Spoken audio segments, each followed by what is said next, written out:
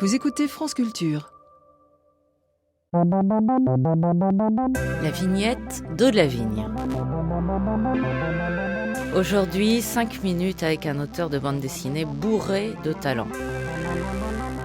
20h55, vous écoutez France Culture. Ravi de vous retrouver au rendez-vous des découvertes artistiques quotidiennes pour évoquer ce soir la sortie concomitante de ces 2 derniers albums chez 2 éditeurs différents.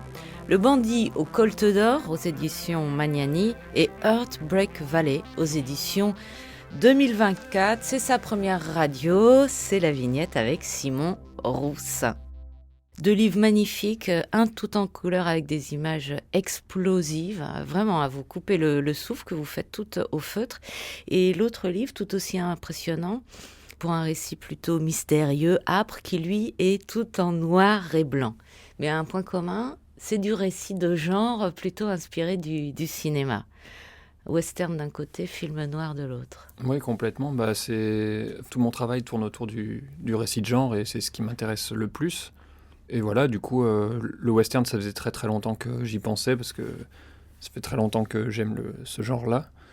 Et le film noir aussi. Enfin, la bande dessinée en noir et blanc chez 2024 est plus autour du film noir mélodrame, d'où son noir et blanc en clair-obscur, un peu contrasté comme ça. Et le western, je voulais vraiment faire des grandes images, des grands paysages, refaire les archétypes du western au feutre dans des grandes doubles un peu picturales comme ça. C'est intéressant cette technique du feutre, vous ne l'utilisez pas dans les 2 albums, mais on la voit bien avec les couleurs.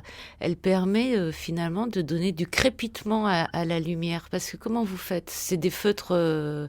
Oui, c'est des feutres basiques en fait. Enfin, et c'est vrai que j'avais déjà utilisé cette technique, enfin je l'utilise beaucoup pour mes bandes dessinées précédentes.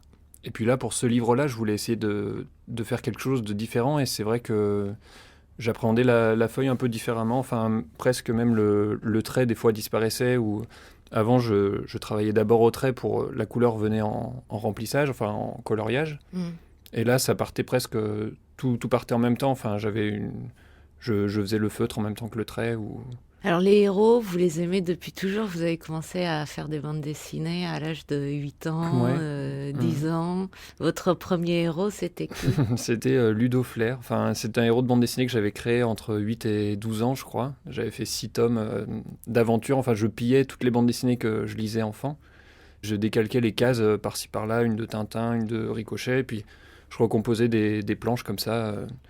Qu'est-ce que ça apprend, par exemple, de recopier Tintin ? Tout bêtement, je pense qu'à cet âge-là, c'était parce que je savais pas dessiner. Enfin, ouais.